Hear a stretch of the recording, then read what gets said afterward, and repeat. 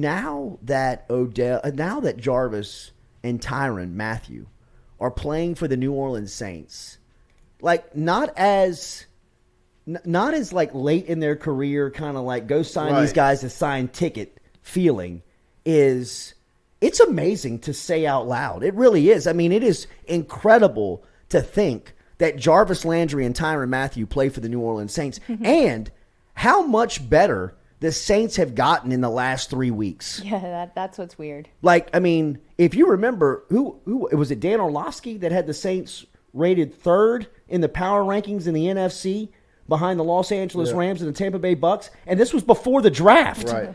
This was before the draft. Now think about where the Saints are just from a personnel standpoint post-draft. This is without the Tyrann Mathieu edition and without the Jarvis Landry edition. I mean, to think about what Landry is going to be on the field alongside Chris Olave, who they just drafted, and Mike Thomas, who seems like he's 100%, and Alvin Kamara. I know Kamara's going to miss some time. But, I mean, for the majority of the season, you're going to have Kamara in and on the field with these guys. The amount of playmakers that the Saints have. I mean, they've taken a wide receiver room that was mocked 3 weeks ago, one of the worst in and the league. now feels like a top five group in the NFL. Are you bummed that Sean Payton's not here for it? I think Sean Payton's bummed I think Sean about it. Payton's the reason It kind of feels like Payton is the one that was kind of like banging the death. First off, he never drafts wide receivers in the first round. He said that 3 days before the draft at the Pro-Am. And like, I'm not LSU players. I don't, I mean, I'm not going to put that stigma on him, but I mean, I just know this: since he's been gone, they've now got two of the most popular Tigers that have ever put the uniform on. I mean, that's and they not a still could bring back Quan coincidence, right? Alexander. That's not a coincidence. I mean, they still could bring Quan back, and maybe even Akeem Hicks. And then I heard Darrell Williams. Yeah, Darrell Williams. They're still looking for a running Darrell back. Williams That's is somebody weird. that they're still looking for. That is crazy. From a running back standpoint. So it is wild to think about just like. And then the Michael Thomas thing makes it seem like that was more Sean Payton oriented. Thomas is now feels like Mike Thomas. Right. You know what I mean? Like, for whatever reason, he was not himself over the last year and a half. But now it's incredible to Tyrann Mathieu and Jarvis Landry and take the emotion out of it. You put them onto this roster and look at this roster on paper now and who the Saints are going into the season. And I mean, they feel so much significantly better than where they were last year at this time. And that was an 8-9 team that missed the playoff by a game in week 17. I mean, week 18 of the season, the Saints got bounced out in an afternoon game because of the outcome. And now where they are, take the things that have happened to the NFC. Matt Ryan's out in Atlanta. Carolina's still looking for a quarterback. Seattle loses Russell Wilson. Los Angeles is losing key pieces to a Super Bowl run. I mean, there has been a lot of turnover in the NFC.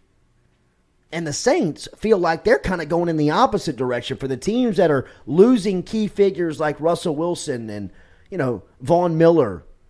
The Saints are adding Tyrann Mathieu. Marcus May feels like a good fit. And then you throw Jarvis Landry into the mix like they did on Friday. And I mean, it's wild. It is wild to think about that they got these two cats back in South Louisiana with still football left in the tank.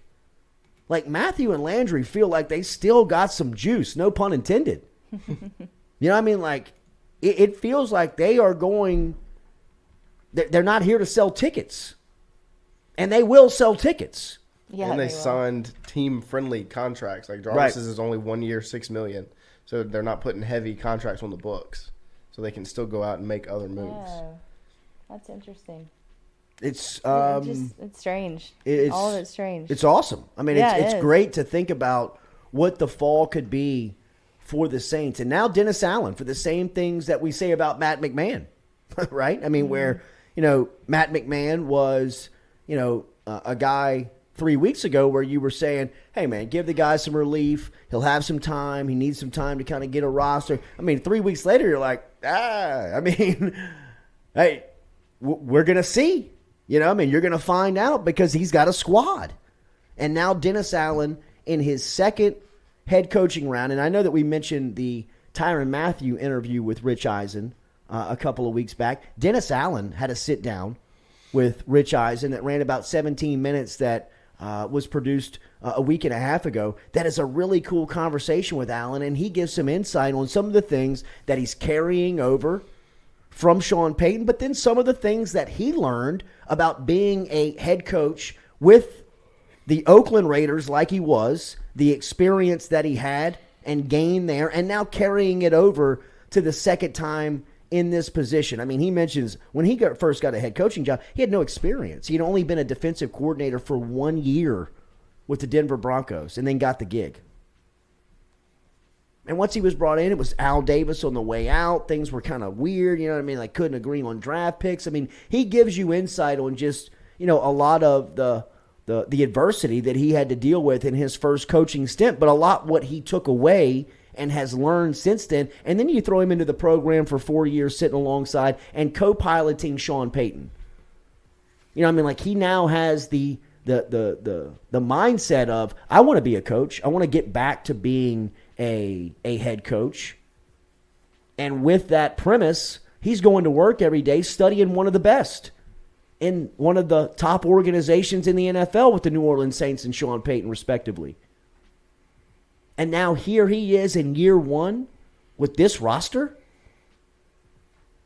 It's going to be fun, man. It's fun to think about what the Saints could be, where they are, and how they're comprised right now. I mean, forget, we